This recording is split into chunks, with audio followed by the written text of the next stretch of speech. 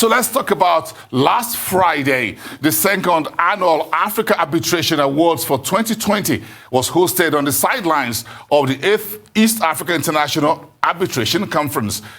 The awards was established last year. The Africa Arbitration Awards look to celebrate, recognize, and honor outstanding practitioners and leaders in the Africa arbitration ecosystem. The awards form part of the vision of building international arbitration capacity, expand Africa's networks while promoting the profile of the practitioners and celebrate Africa's success in international arbitration. This year, the winner of the African Arbitrator of the Year is Nigeria's Dorothy Ufot, a leading commercial law practitioner and managing partner at Dorothy Ufot Company. She defeated 2 contenders from Egypt and Mauritius. Dorothy is a senior advocate of Nigeria, and she joins us on the show tonight. Good evening, madam. Good evening, Bosan, and thank you for having me. Also with us tonight is Rufai Khalid, the General Counsel of the Nigerian National Petroleum Corporation. The NNPC was also a winner last Friday in the leading case counsel team category of the Africa Arbitrations Awards. Khalid joins us from our Abuja studios. Good evening, and thanks to both of you for coming on the program. Good evening, boss. Thank you very much. So let's talk about this. Dorothy Ufot, let's start with you. Congratulations, by the way, you are the African Arbitrator of the Year 2020.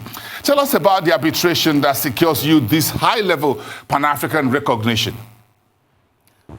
Well, Bosan, thank you for that question. One single arbitration or a few arbitrations would not secure that position for you. I would rather say it's a journey of several years. Several years being involved in very complex commercial and investment disputes, with the international arbitration community watching you as you grow along. So I've been involved with several high-profile arbitration cases, both in Nigeria and internationally. In Nigeria, just for a few, you would recall that Nigeria signed the production sharing contract with several international oil companies in 1993. And sometime in 2009, all the oil companies had tax disputes with Nigeria. Nigeria represented by NNPC. There were altogether 3 panels to resolve these disputes, and each of those 3 panels had one arbitrator, a Nigerian arbitrator. The first of those panels, I will talk about it because that case is in the public domain now, was the production sharing contract between AGIP and NNPC. And I was the arbitrator appointed by Nigeria and NNPC on that panel. Also recently, you would have heard about the strategic alliance agreements, where strategic alliance sued the NNPC for over $1 billion. And then NNPC counterclaimed. Nigerian Petroleum Production Company counterclaimed for another almost $2 billion. And I was one of the arbitrators that resolved that dispute. And all the arbitrators were Nigerian arbitrators. I was also appointed by NNPC, NPDC, and the claim and the counterclaim in that dispute made up together were above $3 billion. So for a long time, I've been involved in several high-profile technical cases. On the international front, I was the first African to be appointed to the arbitration, to the executive board of the arbitration committee of the International Bar Association. No African had ever gone that far. So in 2006, I was the first African to be appointed to that body within the IBA. Also in 2006, I was the first Nigerian woman to be appointed to the International Court of Arbitration of the International Chambers of Commerce in Paris. I remained in that court for over 12 years. And currently, I also belong to several international arbitration panels, institutional panels, such as the Singapore Arbitration Center, the Hong Kong Arbitration Center, the Dubai Arbitration Center. There are so many, and recently, the ICSID. The ICSID panel of arbitrators is an arm of, ICSID is an arm of the World Bank, and they have a roster of arbitrators. ICSID resolves disputes, investment disputes by investors and host countries. So I have been on that, on the ICSID panel, and I've been appointed to 4 ICSID panels so far. So all of these project you both locally and internationally. You know, Mrs. Ufot, when I look at your profile, I'm looking at what your profile from the UK to Casablanca in Morocco. So when you folks got together last week for 3 days, and I had the privilege of being part of the seminar on the second day, and I saw these awards, and I said, it couldn't have come to a better person. You defeated your other colleagues in Egypt and Mauritius, as it were. I have 1 or 2 particular questions for you. Just give me a second very quickly. Let me ask the Khalid of the NNPC to tell us about these awards for Nigeria's National Oil Corporation at the 2020 African Arbitrations Awards edition. Thank you very much, Mr. Bolson. I'm glad to be here to also represent NNPC by expressing our gratitude to all those who have actually participated in supporting and voting NNPC to success. Essentially, as it's well known, NNPC is the greatest producer of oil and gas in the entire Africa. And then for it to also have been recognized into this kind of award, it shows that NNPC is not only a hydrocarbon producer, but also a compliant company when it comes to processes and procedures. For everyone to understand how NNPC takes this award, I would rather segment it into about 4 components. The award in itself is that NNPC has been voted as a leading counsel team. This award was given to NNPC in the midst of about 100 other contestants and participants. When the award came to NNPC, we did not take the award alone as an award that is just for NNPC. As I said, I will segment it into 4 components so that you really appreciate how we feel or we have accepted this award. Now, talking about legal counsel team, the legal counsel team here, the first calling when it comes to legal counsel team are the NNPC litigation team. NNPC has a very robust litigation team that takes everything about litigation and arbitration in this case very seriously. It is the reception area as far as arbitration is concerned. So when a matter comes to NNPC in the form of arbitration, which will come in the form of a notice of arbitration, what the in-house counsel does really is to first of all x-ray the situation and see how they could possibly resolve the issues. There is a robust in-house team that looks at it and examines it and see whether we need to go into arbitration. Well, arbitration is the modest alternative way of settling dispute. And so when they look at it and they examine it and they discover that they have to go into it, then the legal litigation team will now begin to shop for an external counsel who will do that, and external arbitrators as well, which will go to the second stage.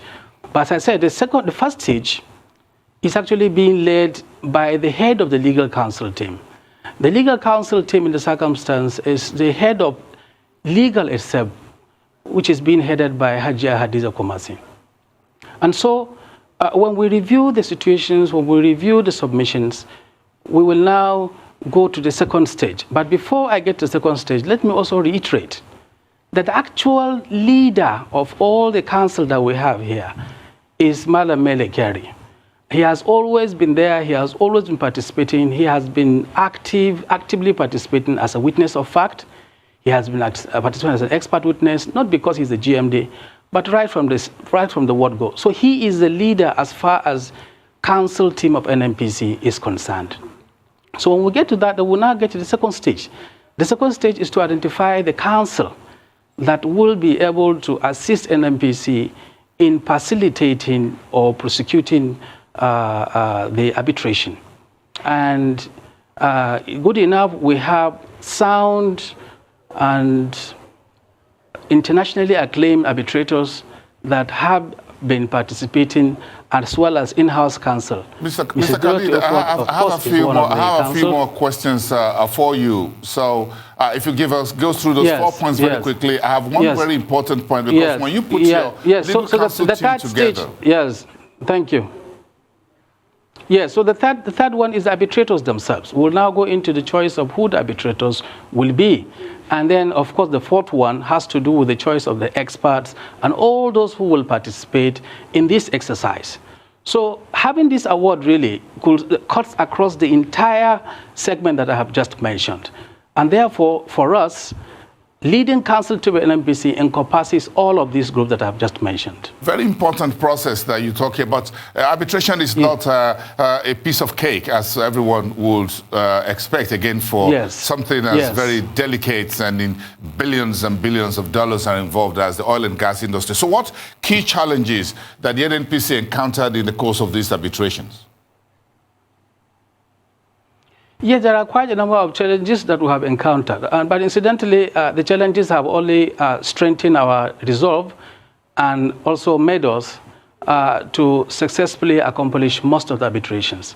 Altogether, NNPC had participated in about 20 arbitrations. One of the challenges that we used to have would be pre-arbitration itself, and that has to do with the choice of an arbitrator. It's a very challenging thing to choose an arbitrator that is neutral and that will be able to drive the points home. So that's a challenge, really. We also used to have challenge with the choice of experts that will be available for the arbitration itself, just as we also have challenges with the witnesses. Arbitration is still novel to a lot of people who have no idea as to what it is. And so for you to really convince someone to come forward to testify in arbitration is always a great challenge.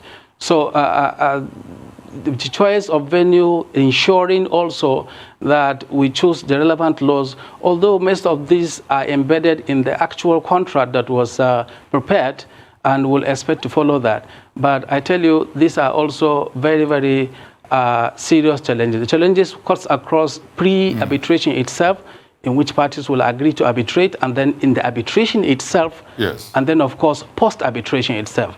The greatest challenge we'll have in the post-arbitration really has to do with the enforcement.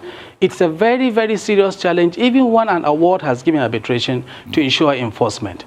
We have an arbitration where we had an award in our hands, over $1.7 billion, but it's been difficult to enforce that award because the assets could not be recovered. So the challenges cuts across and then during arbitration and post-arbitration. A very quick one. In all of these segments. But despite all that, we've been able to save at least $11 billion in most of the arbitrations that we've had. Okay, thank you, Khalid. Let me quickly ask Madam Ufot here, what new developments that you are seeing in commercial dispute issues across the sub-Saharan Africa's landscape, and in what sectors? Is it in oil and gas? Is it in telecoms? Is it in mining resources? Is it in trade generally? Well, there are new developments in several sectors. If you look at African countries, we are endowed with mineral resources, a lot of natural resources. So there are lots of arbitrations going on now in oil and gas, particularly in oil and gas, construction, mining, telecommunications. But the greatest thing that is happening now is that, unlike in the past, parties are now appointing African arbitrators. And there is a new advocacy, which is to the effect that African disputes should go to Africans. And we are seeing a lot of Africans coming up. For instance, like I said before, I sit on ICSID panels. That is not something you would have seen 10, 20 years before now. So there's a new development in that Africans are becoming more visible. Africans have learnt the trade. Before, they used to say there is a dearth of qualified arbitrators in Africa. Today, nobody can say that, and that is why this award is very important. Even foreign institutions are now appointing Africans to their panels. I think that today, in a dispute concerning an African country, it would be very strange to find an all-white panel. So that is a strong development that is developing in arbitration. If you look at oil and gas, there is a lot of dispute coming out from oil and gas, expectedly. There's oil in Ghana, there's oil in Nigeria, and several other African countries. A lot of cases. So today, you would not find it difficult to find an African with the requisite expertise to sit on any of these panels. And that is why my thanks go to the organizers of the African Arbitration Awards, because that awards, the main aim is to showcase Africans that the international arbitration community has recognized as being able to independently and impartially sit in this, on these panels. If you look at the category in which I contested in, African Arbitrator of the Year, the organizers have said time and time again that that wasn't an easy win. I faced formidable opponents. We know ourselves internationally, and we know what we can do. So emerging the African Arbitrator of the Year is a good thing for Nigeria. It's a good thing for African arbitrators. A lot of international arbitrators in the international arbitration sphere voted massively for me. If they don't believe in what the East African Arbitration Association is doing, it will not concern them.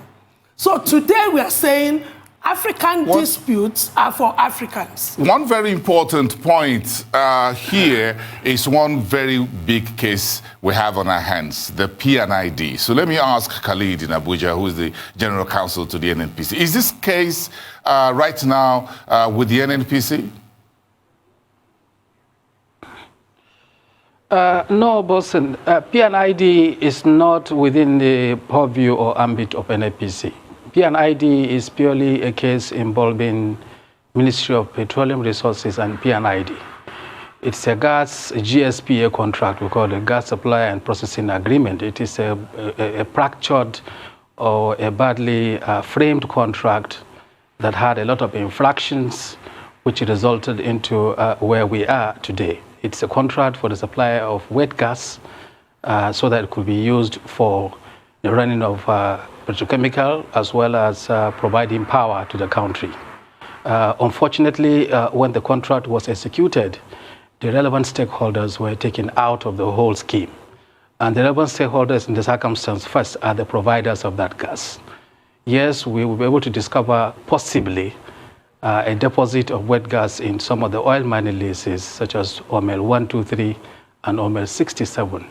But the drivers of those OMLs were not taken along when that contract was executed. NNPC was also not on board. So it was purely a contract that was executed between P&ID, but it is an unenforceable contract ab initio, because the primary ingredients that will make it enforceable were completely absent. So NNPC was and is never a party to that contract. Thank you, Khalid. So let me ask you the final question, Madam Ufot here. What lessons are we learning from this P&ID case in terms of arbitration, dispute resolutions, and all of that for a country like Nigeria? Well, I've heard what Khalid had said, but the P&ID case is an embarrassing case for Nigeria. We shouldn't really be there. I'm not talking about those that were appointed. The lesson we learn here is that arbitration is not a tea party. Arbitration is not a game for the boys. When you have an arbitration, you must carefully think of the counsel that you appoint and the arbitrator that you appoint. If you fail to do that, then you will have all of these issues that we're facing now. Again, whenever there's an arbitration, the parties must be fully prepared. I hear what Nigeria is saying now in the English courts about corruption. I'm very passionate about corruption in arbitration, but I am of the personal view that all of the issues that Nigeria is raising now, they ought to have raised those issues at the arbitration.